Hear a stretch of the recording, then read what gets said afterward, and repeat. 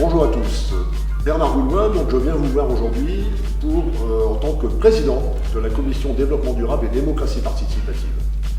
Je vais donc répondre à quelques questions qui ont été posées par différents canaux. Une première question. Sous quel délai le réseau fibre sera déployé sous toute la commune? Alors nous sommes aujourd'hui fibrés au niveau des 2300 logements en Lambrésia, à peu près à 85%.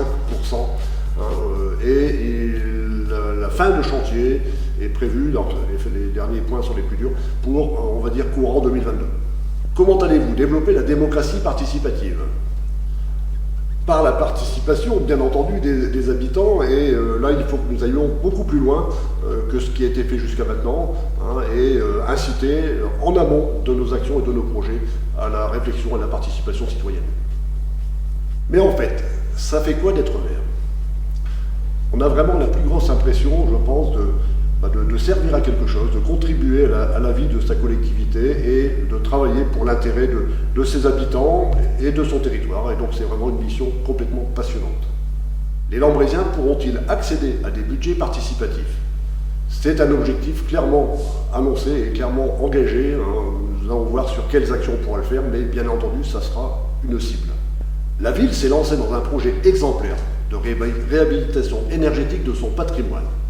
Concrètement, qu'est-ce que ça va changer pour les Lambrésiens? Deux aspects dans cette question.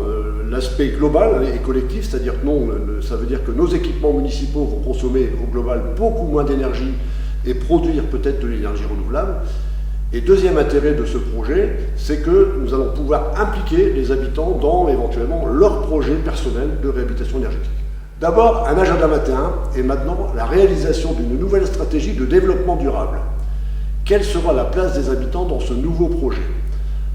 La place des habitants est primordiale parce que dans ce domaine, on ne peut pas envisager d'avancer réellement et concrètement sans les habitants. Donc nous ne manquerons pas de les solliciter et de les inviter à participer et à s'impliquer dans ce beau projet.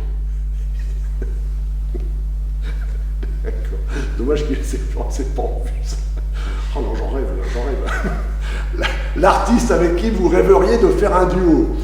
Alors même si elle ne monte plus sur scène, j'aurais vraiment aimé effectivement faire un duo avec Tina Turner.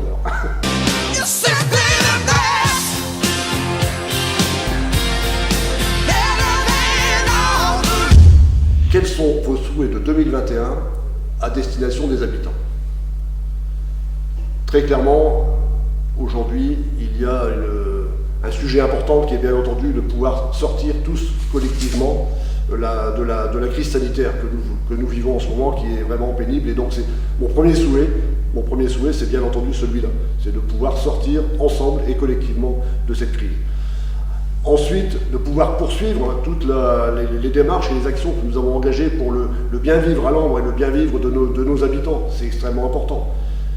Et aussi partager le plus possible, partager vraiment, je crois que le terme partager est très important, partager notre vision du développement durable, parce que comme je l'ai dit tout à l'heure, on ne peut réussir que collectivement. Donc nous devrons partager ce projet et ces objectifs.